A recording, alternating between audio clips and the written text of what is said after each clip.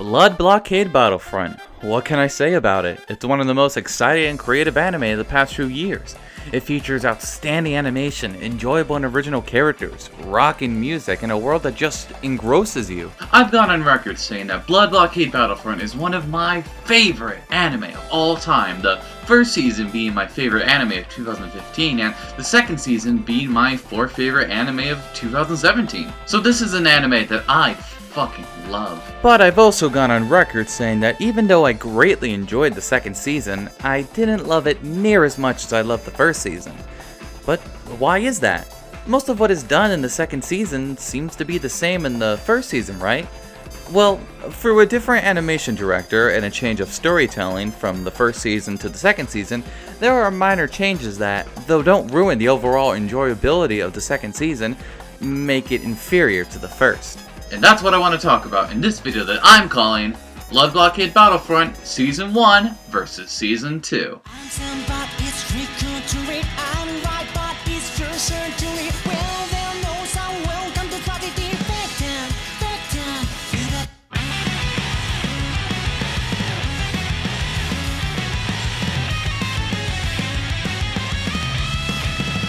Now for those of you that haven't seen the anime and don't know too much about it, I'll briefly explain the premise that you'll need to know. Blood Blockade Battlefront centers around the crime-fighting organization Libra and their battles in Hail Salem's Lot, a place that used to be called New York City when suddenly one day, a portal to a place called the Beyond opened and creatures and magic from the other side came into our world and transformed the city. It is up to Libra to keep the streets clean and stop the evil plans of the likes of the Bloodbreed and the 13 Kings. Our main protagonist is a young photographer named Leonardo Watch, who obtains the all-seeing eyes of the gods at the cost of his sister's eyesight. After this happens, Leo moves to Hail Salem's Lot to find a way to reverse what happened to his sister. He ends up joining Libra and joins them on crazy adventures in the organization's mission to seal away as many blood breeds as they can. Now before talking about the differences of the season, I'll explain the context of each season individually. I'll do my best to avoid spoilers, but expect some minor ones anyway. You have been warned. The first season begins with Leo moving into Hail Salem's Lot and joining Libra. He and the other members go on different missions like learning about the elder class of blood breeds, saving the lives of the innocents, and fighting the crazy schemes of the 13 Kings, most notably the likes of Femt and Alegula. As the episodes go on, more members join the team and Leo gets used to being a part of the organization and living in the city. And now on to the season's anime original content. When in the hospital after a mission, Leo comes across a permanent resident of the hospital, White. They become friends and grow very close.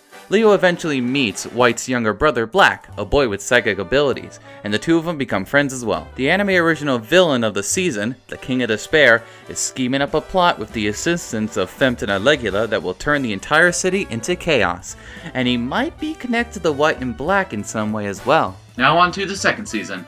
After the events of the first season, Leo has taken his place as a valuable member of Libra in helping Klaus, the leader of Libra, sealing away the blood breeds with his all-seeing eyes of the gods.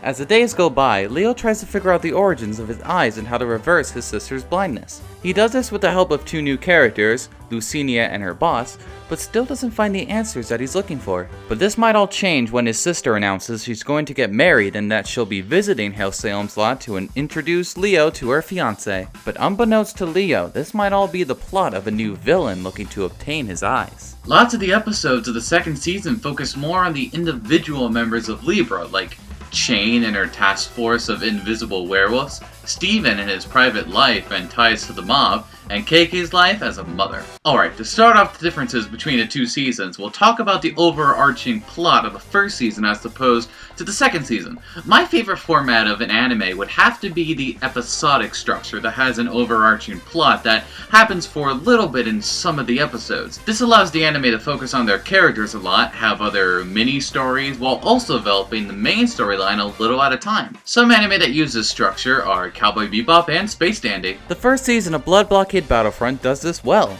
In this season, each episode adapts a story from the original manga. However, at the beginning and ending of almost each episode, it will have a little bit of the main plot developing. Sometimes the main plot will happen while the plot of the individual episode is happening at the same time, like when the King of Despair is discussing future plans with Fempt and Alegula as Libra deals with an elder blood breed in episodes 8 and 9. The last 2 episodes just focus on the main plot, but for the other 10 episodes, the plot is interweaved with everything else happening. Now the second season, anyway, doesn't do this at all. The second season just focuses on adapting more chapters of the manga without having an overarching plot. The only plot that happens is, as I mentioned before, Leo trying to figure out the origins of the all-seeing eyes of the gods and how to help his sister. But this is only relegated to parts of the first and 6th episode, and then the last 2 episodes being solely focused on it. As I also mentioned before, the second season does more in focusing on individual characters. This does help as we get to know more about them and fill in some gaps that the first season was missing when compared to the original manga. Now while these episodes were amazing, I did miss having an overarching plot to follow in between everything else. The anime original story in the first season about the siblings and the King of Despair was great and had some of the best moments in the season. It was also cool to see events happening in the episodes affect the main plot in different ways. It also helped to give Leo a complete character arc throughout the season and becoming a true member of Libra and protector of Hail Salem's Lot. While the characters are still great in the second season, and I love how each of them got a lot more focus, I wish that there was a character arc to follow as someone changes as the season progresses. The episodic structure with an overarching plot is my favorite format of anime, and I really missed it in the second season. Next, let's talk about the 2 villains of Fempt and Alegula and talk about their differences between the 2 seasons. Fempt and Alegula are 2 of my favorite villains in all of anime. Their craziness, energetic personalities, and insane schemes were always a blast to watch and see our heroes go against them. While their individual episodes in the first season of being introduced, episodes 1 and 5, were a lot of fun, their inclusion into the overarching storyline was great as well. After their plans are defeated by Libra in their individual episodes, they spend the rest of the season helping the King of Despair and then watching the sidelines as the city is thrown into chaos in the first season's final episode. They were great 2 secondary villains and brought a lot of fun and comedy to the first season. Now let's talk about their inclusion in the second season. Or should I say, lack thereof. Yeah, they barely appear in the second season at all. Their only appearances are in the first and last episodes of the season.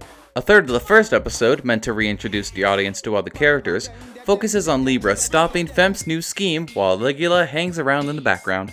After that, they aren't seen again until the final moments of the second season where Fempt unleashes an improved version of his plan and the team goes off to stop him. Except for these 2 moments, they are not in the season at all. Now you might be asking, why would they not include these 2 extremely enjoyable villains? Well, there's a reason for this. As I've said before, the second season was more focused on adapting chapters from the original manga.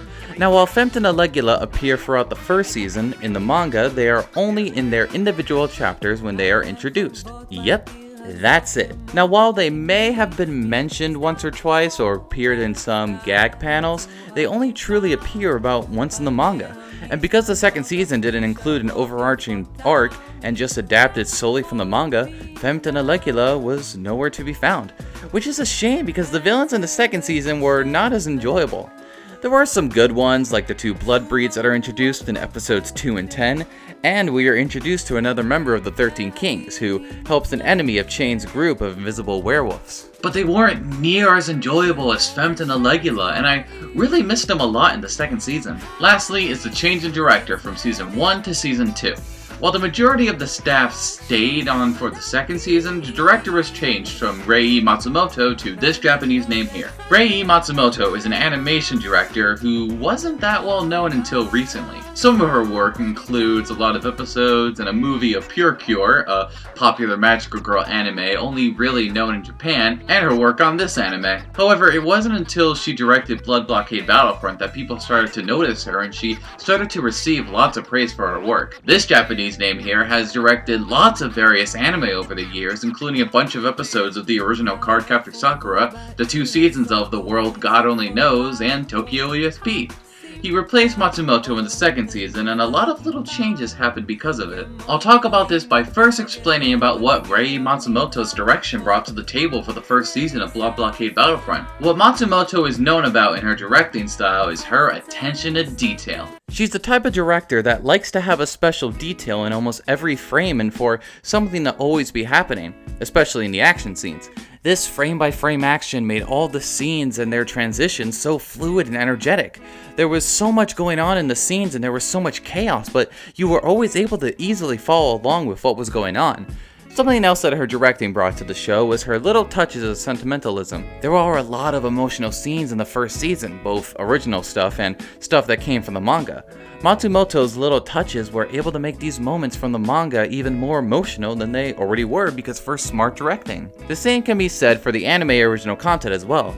The story created here is a tragic and emotional one, and it just makes the first season all the more better. Now first we must ask, why was there a change in directors from the first season to the second season?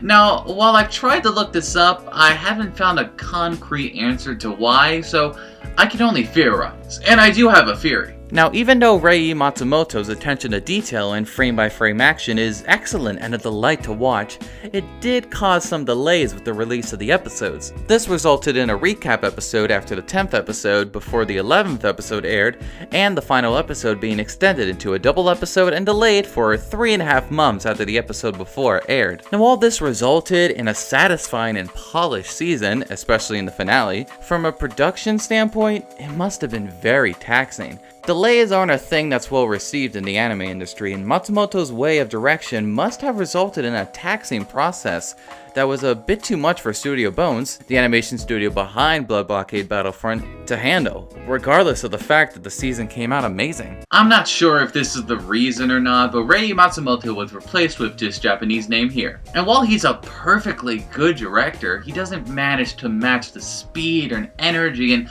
little touches of sentimentalism that Matsumoto gave to the first season. It didn't change the enjoyment of the second season, but there is a small noticeable change in direction between season 1 and season 2. To sum this all up, the second season of Blood Blockade Battlefront was still an enjoyable watch that in no way brings down my opinion of the entire series. It's still one of my favorite anime and one that I love to watch again and again and to show to everyone that I know. But I have to admit that there were some differences between the two seasons. From the change in plot structure, to the absence of enjoyable villains Femta and Legula, and the change in director, the second season just couldn't match the brilliance of the first. Regardless of all of this though, the second season of Blood Blockade Battlefront was still my favorite anime of the fall 2017 season of anime when it aired. It still featured some great episodes, the characters that I love so much, and the amazing animation and music that I love so much about Studio Bones. Now while I have a bigger opinion of one season over the other, I love both seasons so much and I'll continue to love them for a long time.